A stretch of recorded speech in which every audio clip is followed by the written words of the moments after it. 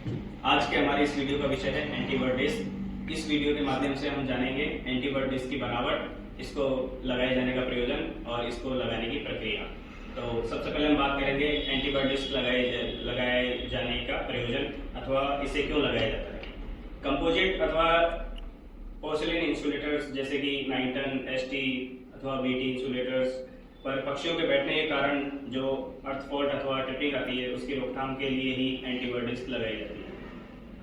पिछले कुछ समय से इंसुलेटर्स पर पक्षियों के बैठने के कारण इंसुलेटर फ्लैश ओवर होने की घटनाएं सामने आई हैं। ऐसे बहुत से मामलों में इंसुलेटर्स के टूटने की भी घटनाएं हुई हैं, जिससे रेल यातायात भी बाधित हुआ है।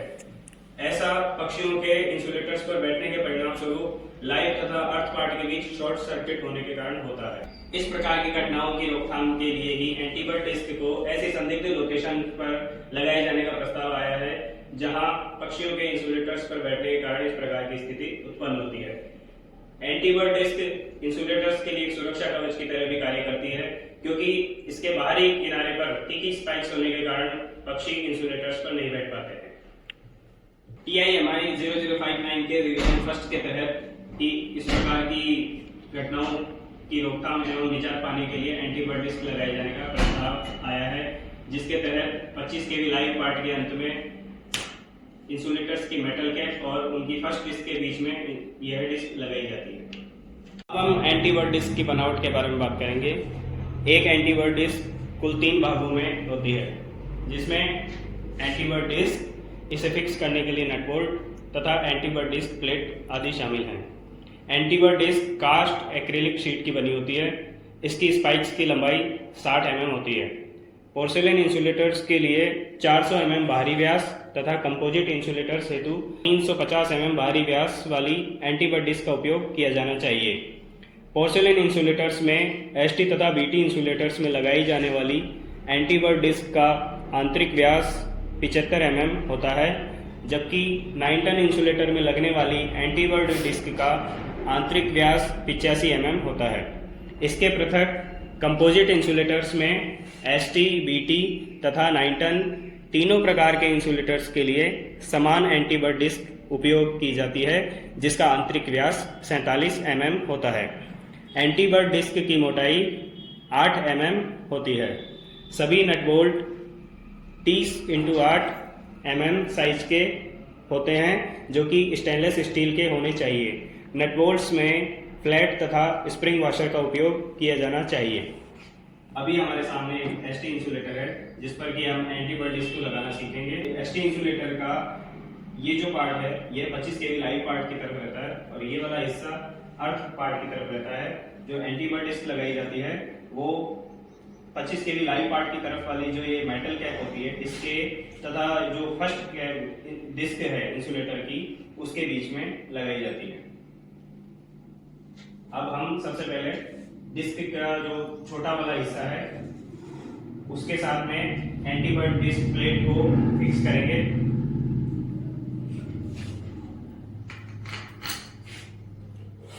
इसमें हमें नट बोल्ट्स में फ्लैट तथा स्प्रिंग वॉशर का यूज करते हुए इसे फिक्स करना है।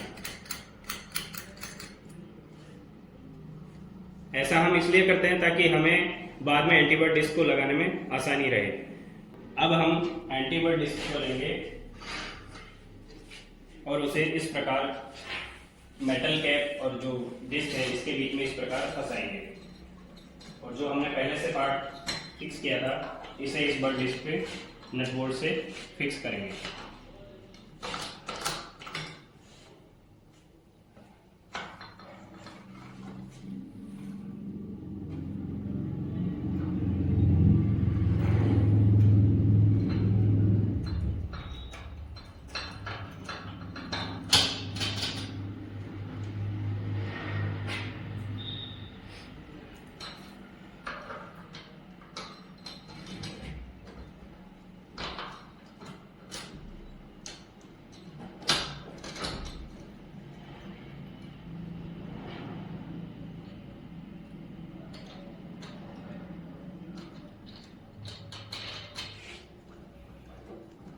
इसके बाद हम 12-13 साइज के स्पैनर की मदद से हम इसे हल्के हाथों से टाइट करेंगे। ध्यान रखें कि इसे ज़्यादा टाइट ना करें, अन्यथा एंटीबर्ड डिस्क टूट भी सकती है।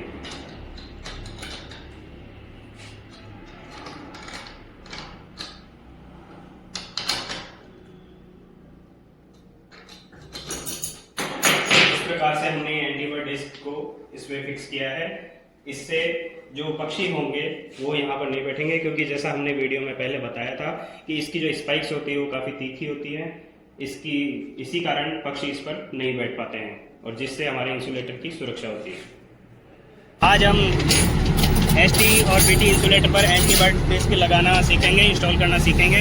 और इसका जो डाया होता है वो 75 mm होता है, जो कि एसटी और बीटी इंसुलेटर दोनों के लिए सेम होता है।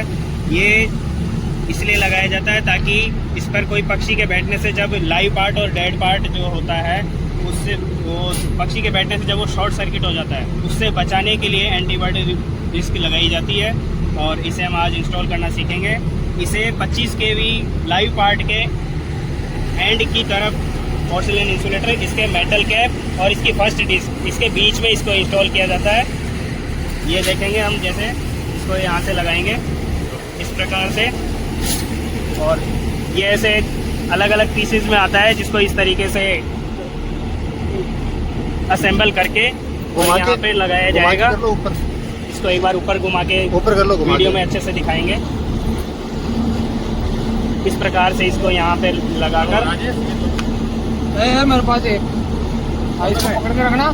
अब इसको नट बोल्ट की सहायता से इसे फिक्स कर दिया जाएगा। इसको पकड़ के रखना।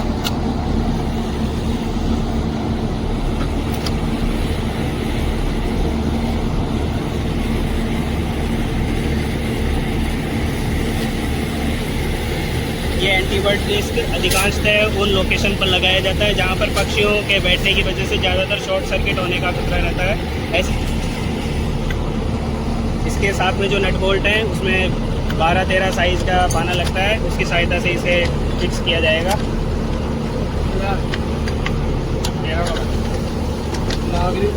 तेरह का पाना लगा।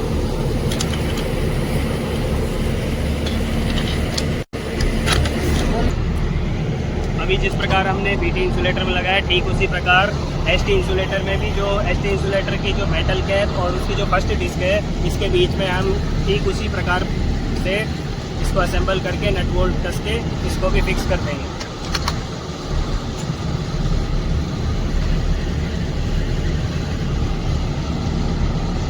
एसटी और बीटी इंसुलेटर दोनों के लिए सेम डाया 75 mm का जो एंटीबर्ड डिस्क होती है, वो दोनों के लिए एक ही डाये की एंटीबर्ड डिस्क काम में ली जाती है।